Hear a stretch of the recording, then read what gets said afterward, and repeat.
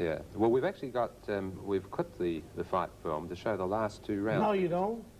We've got a lot of fight films. You got Liston fight? Yes, we're going to show it now. Right. But just before we do, to explain, we're showing the last 2 rounds, and you recall that in the 5th round, that was the round you had something in your eyes. So we start with that. What was it again? Well, a man came to me before I fought George Foreman. I won't say his name. He was with Liston. He don't have a job now. He was with Liston at the time.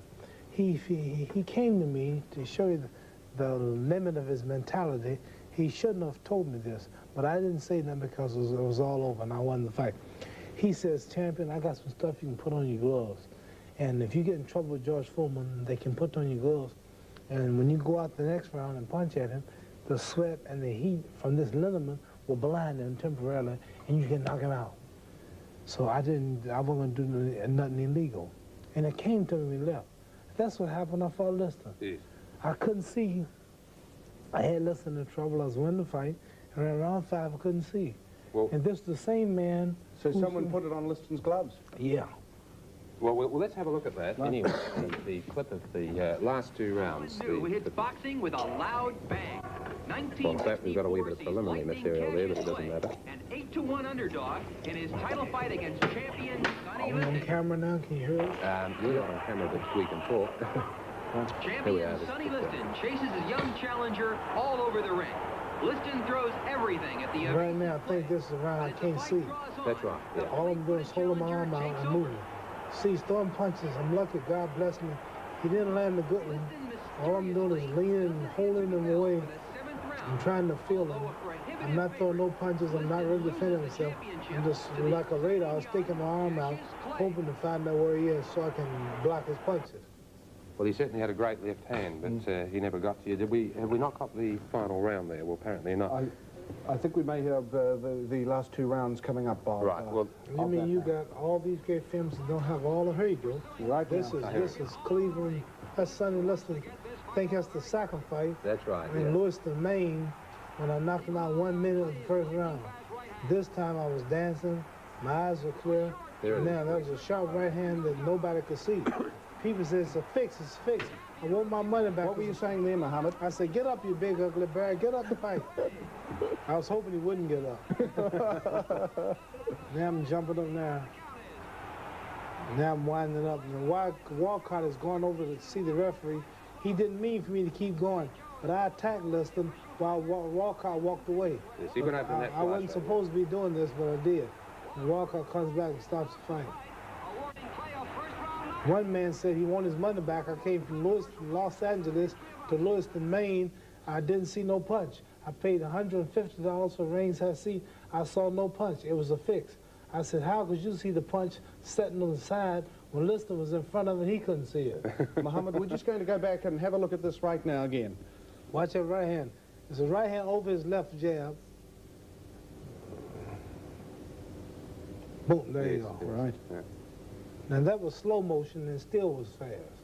Even your slow motion cameras can't detect the speed. That was so fast, slow motion cameras couldn't detect it.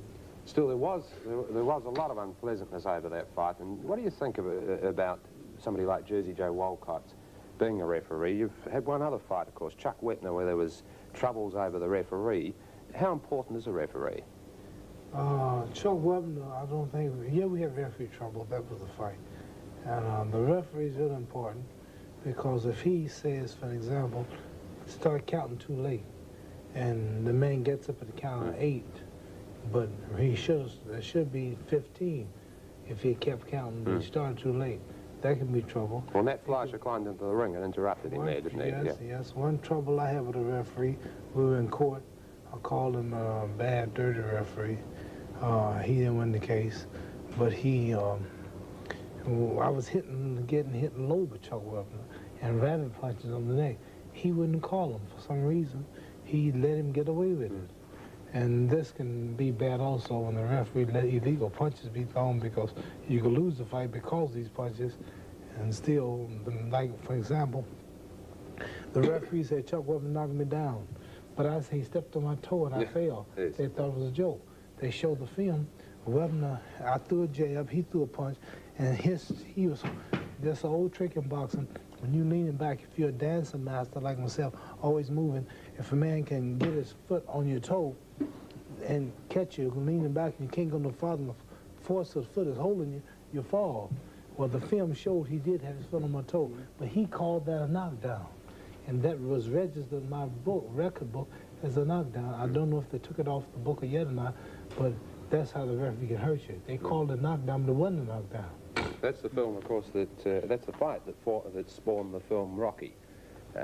From that, what's his name? That he was sitting there watching that. Yes, he went into a theatre and watched it. They made a movie. He got the idea from that film. Well, of course, then came a series of fights that against big names and you started to travel a bit. Patterson was next up. I was going to ask you, what do you think of Patterson? How do you rate Patterson?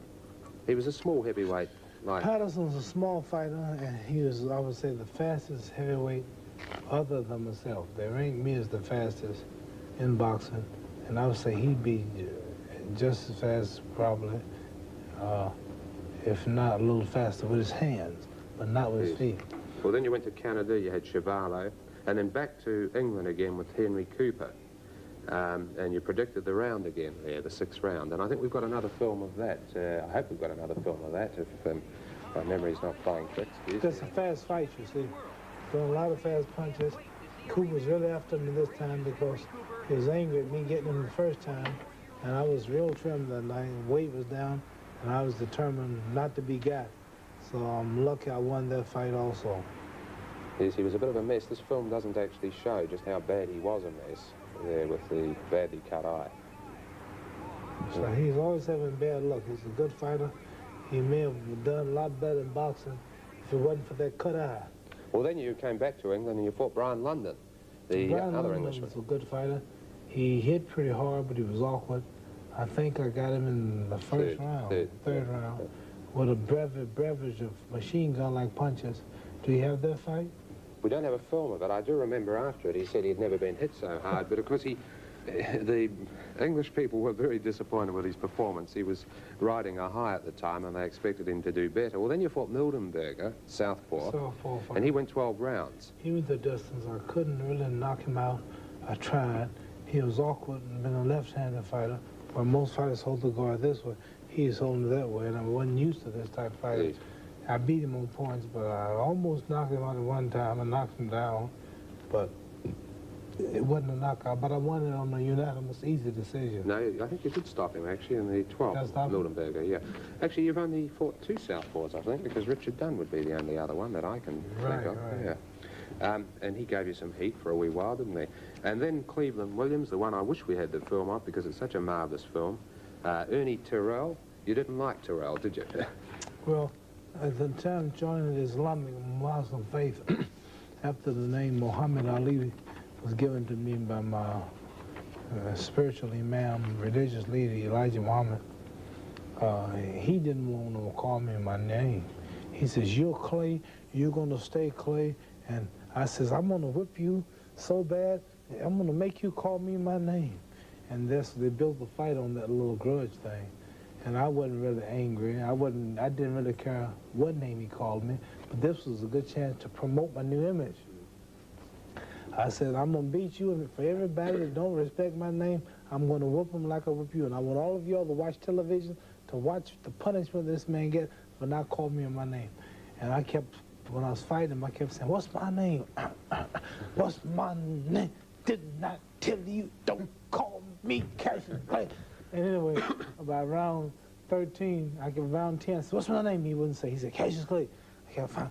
Round 11, I said, "What's my name?" He said, "Cassius Clay." Round 12, I hit him real hard. "What's my name?" He said, "Cassius Clay." Round 13, I said, "What's my name?" He said, "Muhammad Ali, Muhammad Ali." Did you find it hard to get universal recognition when you changed your name to Muhammad Ali? No. I mean, what about the people from your hometown and your family? Well, my family, they all now call me Muhammad Ali.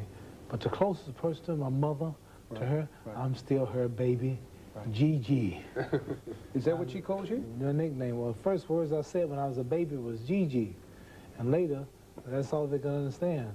They said, I told them I was trying to say golden gloves. And then came the last fight before the layoff. We don't have a film of that. It was Zora Foley, who, of course, had been a very good heavyweight, but he was probably at the end. Was that his last fight? It probably was, wasn't it? I think so. He died. He got Yes, killed, died of some accident. He was a good fighter. He called me the name. The press tried to get him to call me Clay to start some type of little trouble. He says, the man is Muhammad Ali. That's his name. That's what I respect him at. And I wasn't angry at him, but... He was a good fighter, though, wasn't he? Scientific boxer. Yes, yeah. Skillful, good boxer. Yeah, if he'd had a crack earlier, maybe, right. with Patterson in particular. Age caught up with him.